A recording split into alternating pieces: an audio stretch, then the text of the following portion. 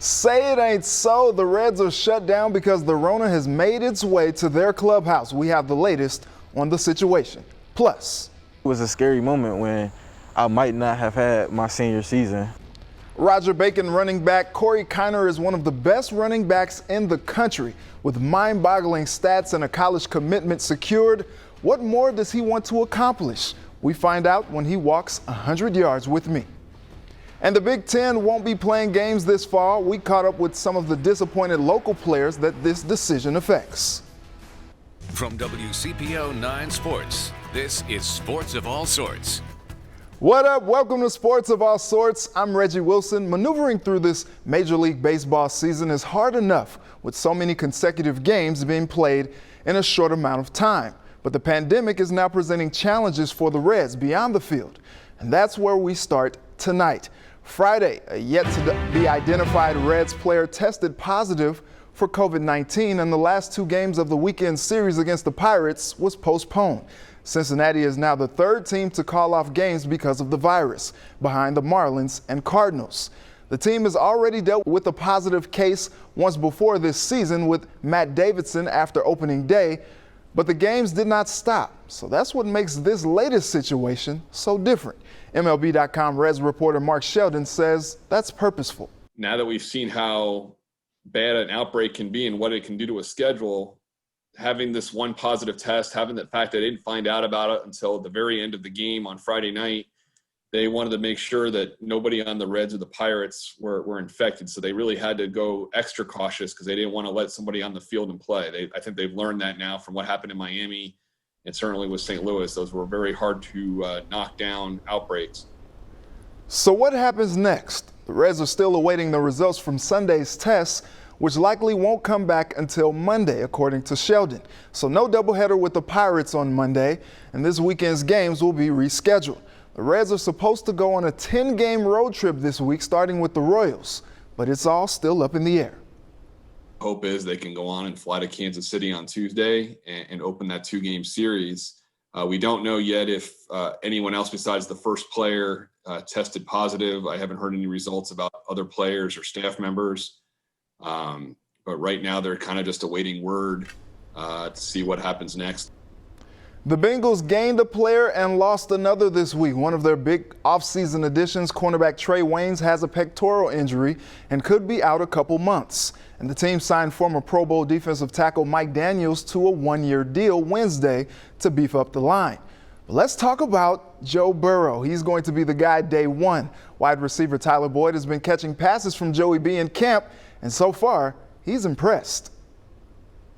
Oh man, just his confidence, man. I could just tell by his swag and his whole demeanor and just how he go about himself, you know. And just one thing on the field, man, he's very vocal, you know. So that's a great start. You know, he's not shying away from none of the competitiveness and shying away from the position that we want him to be in.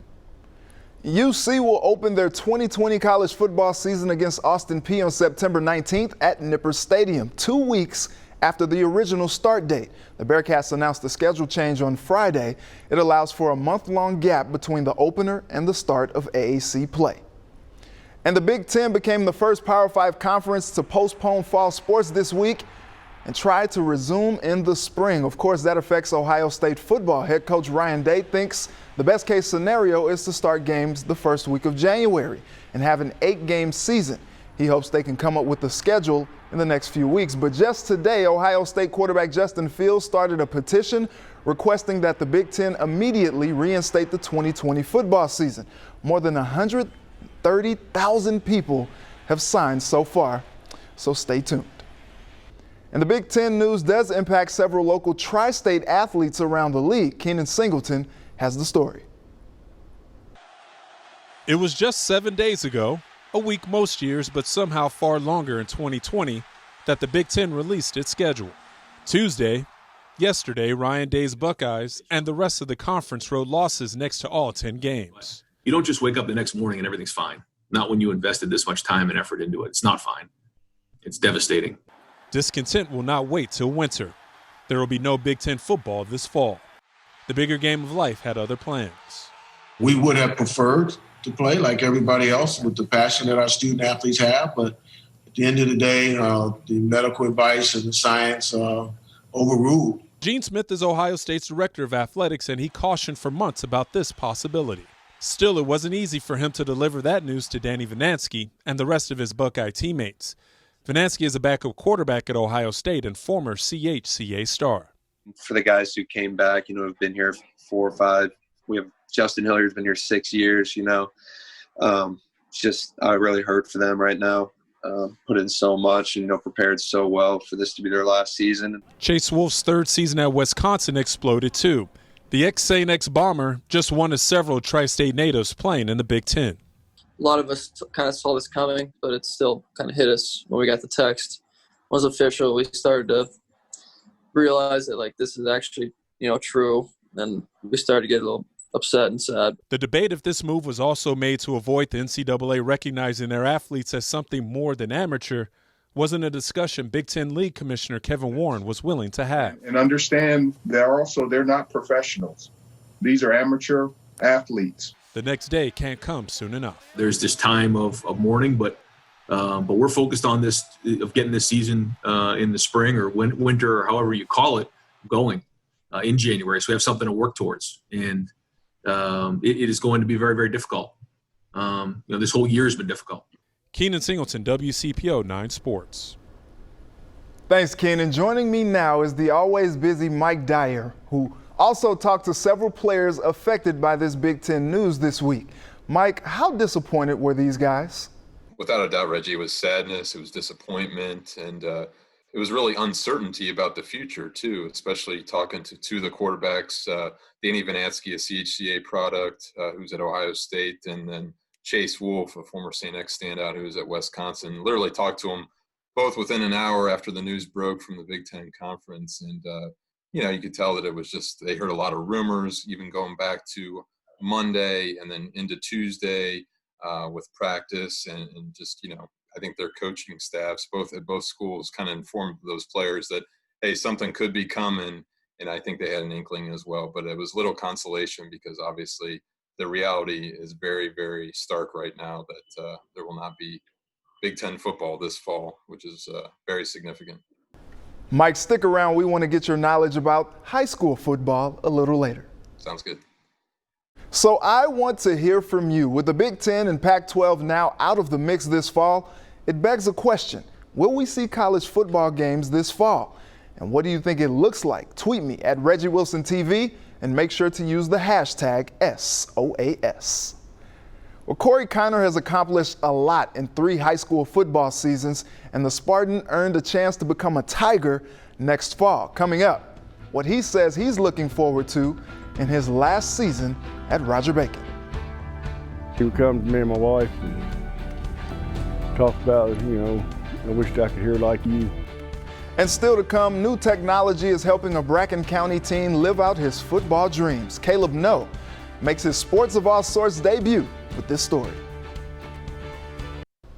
Welcome back. Roger Bacon running back Corey Kiner committed to LSU back in May. He rushed for over 2,200 yards and 40 touchdowns last season. And this week, he walked 100 yards with me on the Spartans football field to talk about his past, present, and future football career. Reggie Wilson here with Roger Bacon star running back Corey Kiner. Corey, how you doing? I'm doing well. How you doing? I'm good. You ready to go 100 yards with me? Yes, sir. What a crazy offseason this has been. You committed to LSU, didn't take a visit there, but you committed after a virtual visit. And now there's been a lot of this uncertainty going on about the OHSAA and will there be games this season. What's this offseason been like for you? It's been a pretty hectic offseason for me and my teammates. So we just been trying to get in work on our own. And now that we're back to working with the school and the coaches, everything, it's getting back to a little bit of normal. So of course the OHSAA just comes out last week with 6-game season. Everyone's making the playoffs. I know, everybody has their opinions about the whole playoff thing, but how excited are you just to be able to get back out on the field? I'm very excited to be able to get back on the field because it was a scary moment when I might not have had my senior season. So I'm just feeling real blessed to be able to have any amount of games, a step foot on the field, Roger Bacon Field, for the last time with my family. What are some of your goals that you want to achieve this season? You've had 3 years of outstanding stats. What more is left for you to achieve on the field?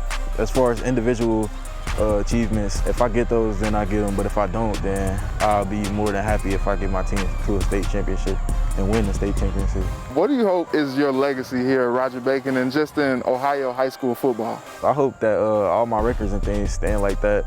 But just being a leader, I wanna be known as the guy who came in and led all the way from his freshman year to his senior year, on and off the football field. How excited are you to get going at LSU? Obviously, they had a fantastic season. You got the Tiger King, Joe Burrow, coming here to Cincinnati. How excited are you to be a part of that?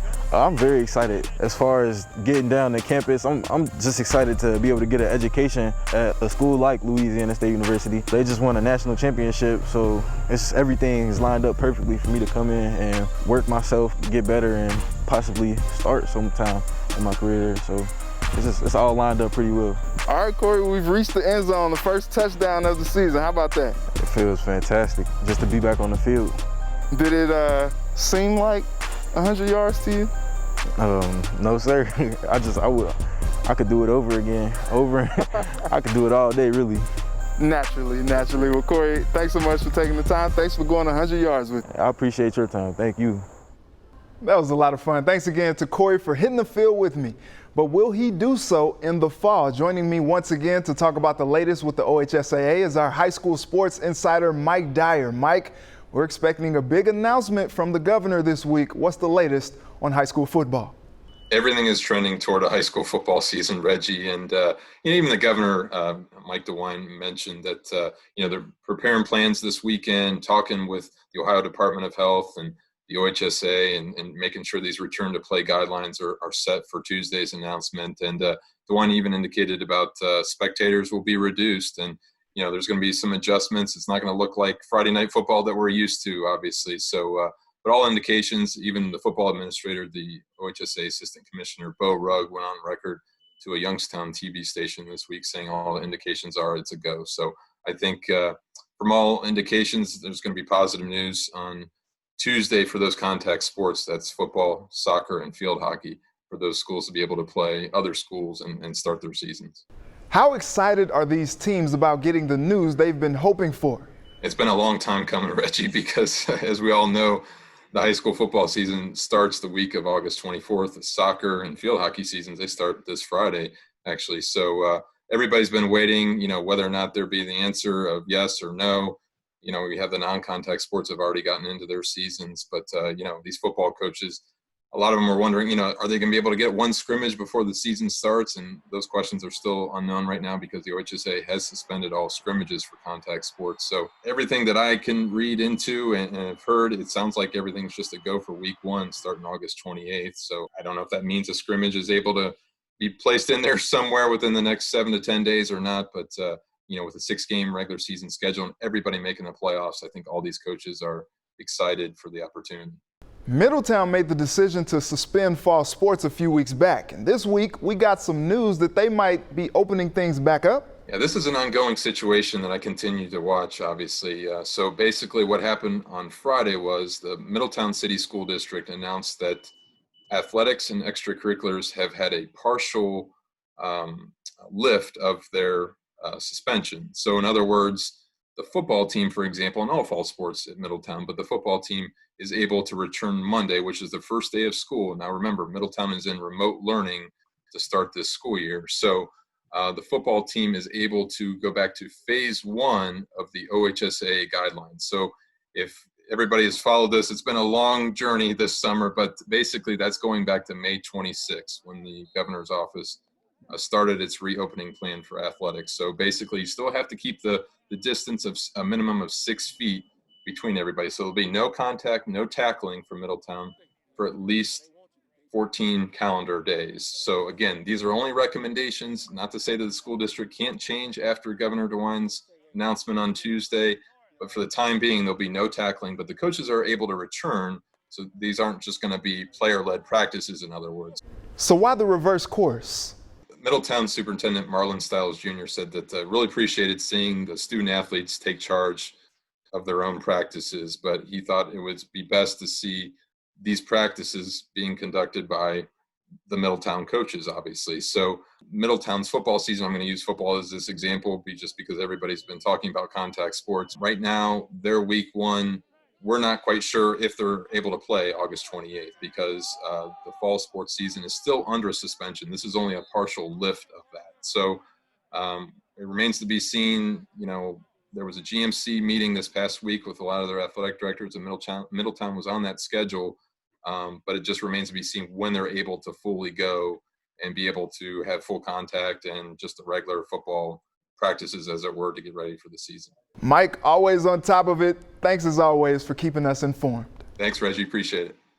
Coming up, an inspiring story about a young man being able to get off the sidelines and get into the game of his dreams. Welcome back. A local athlete faces limitations due to a condition he was born with. But one of his biggest dreams has always been to defy one of those challenges. Caleb No shows us how new technology is allowing that dream to be heard loud and clear. The goal for most athletes is to slow down the game and shut out the noise. But for one local high schooler, there is no noise. There's no sound at all. If I take my cochlear implant off, it's like nothing. 0% nothing. I cannot hear nothing. It was so very hard. Him saying, well, why am I deaf? Why did I have to be born this way? Ronnie Darnell, now 16 years old, was deaf at birth. It was heartbreaking. Just heartbreaking. It's like, you know, why my child? He would come to me and my wife and talk about, you know, I wished I could hear like you. It would hurt you. Cochlear implants have allowed him to hear most of his life, but there are things he cannot do. One of them is play football. My friends, they run up to me and ask me, hey man, you ought to play football. I mean, it was heartbroken to me because I couldn't. I said, what would it take for me to get you out for football? And he says, I can't. And then he pointed to the implants. I said, what if I could find a way to fit you with a helmet that would protect those? And he goes, I would love to play.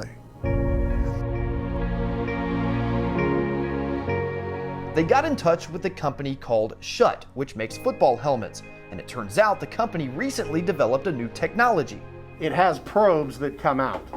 And when somebody puts this on their head, what it does is it actually maps the shape and size of everybody's head. It's all computer-based. 1.7 quadrillion fitting options. And the idea is that one of those fitting options will protect Ronnie's implants and allow him to do what he's always dreamed of. My dream finally gonna come true, that I get to play football. And I always want to play real football. It's going to be exciting, but I'm sure I'm still going to be worried too, you know. Ronnie's goal will not be to shut out the noise. Instead, he'll take in every bit of it as he lives his dream. In Bracken County, Caleb No, WCPO 9 Sports. What a great story. And joining me now for the first time ever on Sports of All Sorts is the man behind that story, our guy, sports anchor Caleb No. Caleb, welcome. Good to be here, Reggie. Yeah, I've been waiting. It seems like I've been waiting weeks, maybe months to be on this show, and it's finally happening right now. Glad to join you here. Absolutely. I know you got a chance to spend some extra time with Ronnie. Tell us about those conversations. It was really a fascinating conversation, Reggie. I mean, Ronnie is such a special young man, and he was born with obviously challenges that he's had to face his whole life, but it was so fascinating for me to talk to him and listen to how unselfish he was. A lot of the, you only get to see in the 2.5 minute stories that we do, you get to see kind of a part of those conversations, but he was so unselfish in the way he spoke about his friends who were also facing challenges in their life, and I'm like, man, this conversation's about you, but he insisted on talking about his other friends who are facing challenges. Another part of this story, another layer to it, is that his older sister was also deaf from birth, and he talked a lot about her and how this journey that he's on to play football is dedicated in some ways to his older sister, Reggie. Just a fascinating conversation. All right, Caleb. Well, we appreciate you taking the time. We'll catch up with you next time. Sounds good. All right, we'll be right back to wrap up the show. Welcome back. Coming up after the show is In Depth with Graham Benzinger, who is kicking it after 10 years in the game. This week, we're celebrating a decade of In Depth. From our biggest interviews, and I knew this was the last, few moments of my life, to locations across the globe. As we wrap season 10, we're taking a look back at the highs and lows that have made the show what it is today. They're still interviewing Iron Mike, and that's not who I am anymore. All that's coming up next and In Depth. Well, it's been real, it's been fun, it's been real fun, but we gotta go. I'd like to thank my guests Mike Dyer and Caleb Noe for joining me tonight, and to my village who helped me put this all together. Thank you. I also want to thank all of you for rocking with me tonight. Let's do it again next Sunday. Until then, have a good night and a very blessed week.